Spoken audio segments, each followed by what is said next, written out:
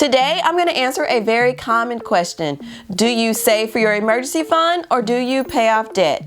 If you're in the process of putting your financial plan together, then stay tuned. Welcome to Healthy, Wealthy, Skinny, where we focus on the steps to help you live a healthy, wealthy, and skinny life.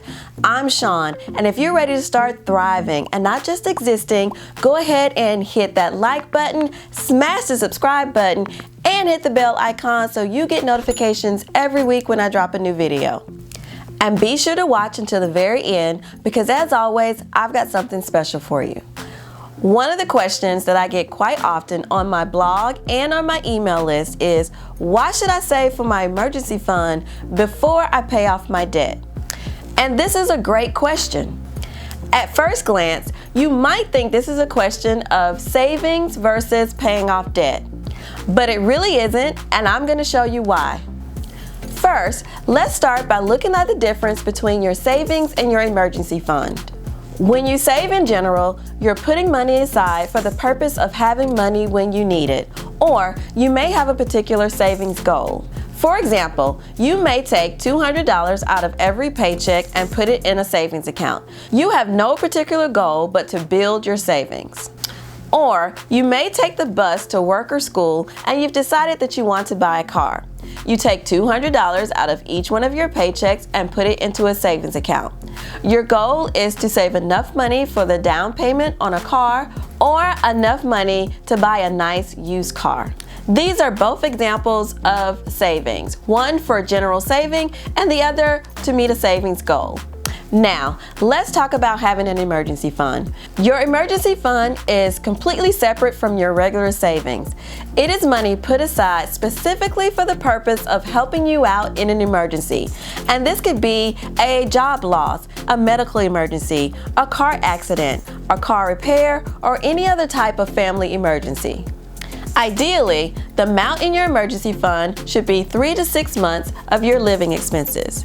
If you're using the 50-30-20 budget, then this would be 3 to 6 months of your needs category. This means that if you were to lose your source of income, you would be able to pay your bills and live using the money that you've saved in your emergency fund. I really want you to think about that. This means that if you were to lose your job, you would not have to tap into your regular savings, run up your credit card bills, or take out any personal loans. You would be able to live at your current status of living using the money that you've saved in your emergency fund. As you can see, there's a big difference in just having money saved and having money saved specifically for the purpose of taking care of you and your family in an emergency. The real question isn't if you should prioritize saving over paying off your debt. It is if you should save for your emergency fund first before you start your debt payoff journey. Let's dig deeper. Now that we know the difference between regular savings and an emergency fund, let's look at the priority that you should have when it comes to saving for your emergency fund over paying off debt. It should be pretty clear by now, but let's use another scenario to just bring that point home. You decide that paying off your debt is more important than saving for your emergency fund. You want to be debt-free, and then you want to start working on your savings. Instead of using $200 from every paycheck to save for your emergency fund, you decide to use that $200 to pay down your credit card debt. Your credit card balance is about $5,000 and you just want to get that paid off. Let's say that based on having $400 each month to pay towards your credit card bill, you'll get that $5,000 paid off in about 12 months. So not exactly instant results, but you can get that credit card paid off in 1 year. Everything is going well and you are 7 months into paying off your credit card debt. You are a little bit over halfway to your goal, which means you have roughly about $2,200 left before you have paid that credit card balance to zero.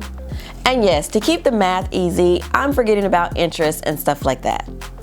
Out of nowhere, the unexpected happens.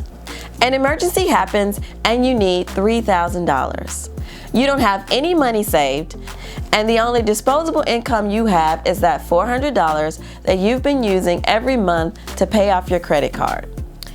You've been paying off your credit card, so you can use your credit card to help you with this emergency. But doing so will erase the 7 months of hard work that you've put into getting your credit card balance paid off.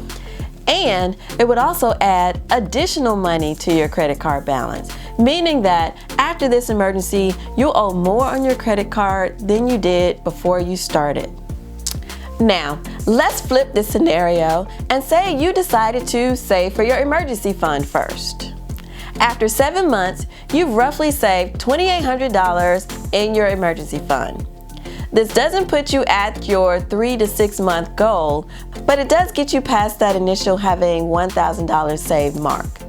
You've been paying the minimum amount due on your credit card, so it's still in good standing, but your balance has been dropping very slowly.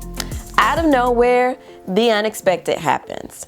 Something happens, you need $3,000 in order to fix it. You have $2,800 saved in your emergency fund and the $400 of disposable income that you've been using to save for emergencies. This means that you can use the $2,800 from your emergency fund and $200 worth of disposable income from one paycheck to take care of this emergency. Your emergency fund is now depleted, but it's done its job. It has provided you with money that you need in an emergency and protected you from harming your financial situation by increasing your credit card debt. Now, imagine if you had gotten to the point where you could save the full amount you needed in your emergency fund and you had moved on to starting to pay off your debt.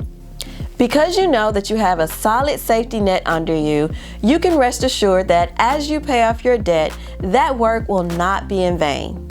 If anything happens, even if you lose your job, you can rest assured that your debt repayment work will not be erased. Now, let's go back to our original question. Do I save for my emergency fund or do I pay off my debt first? The answer is, in most cases, you should start by saving for your emergency fund before you start your debt payoff journey. There are always corner cases and different types of circumstances that might make this not be true. You may have a type of debt that just needs to get paid off even before you pay off your emergency fund. Also, keep in mind that you could always do a combination of both. Maybe you focus on your emergency fund until you get $1,000 saved, and then you put half of your disposable income towards your emergency fund and the other half towards paying off your debt. If you want to know more about how to start your emergency fund, I have an excellent video for you to watch, and I'll leave a link to it in the cards above me. Remember, these are your finances and this is your life, so do what's best for you. You have made it to bonus time. And I've got something special for you. Just look down in the description, you'll see a link. Click on that link, give me your email address, and I've got something special that I'm gonna send your way. But don't click away just yet. I've got more information to share with you. How about you join me in this video over here and we can continue talking. I'll see you over there. Bye.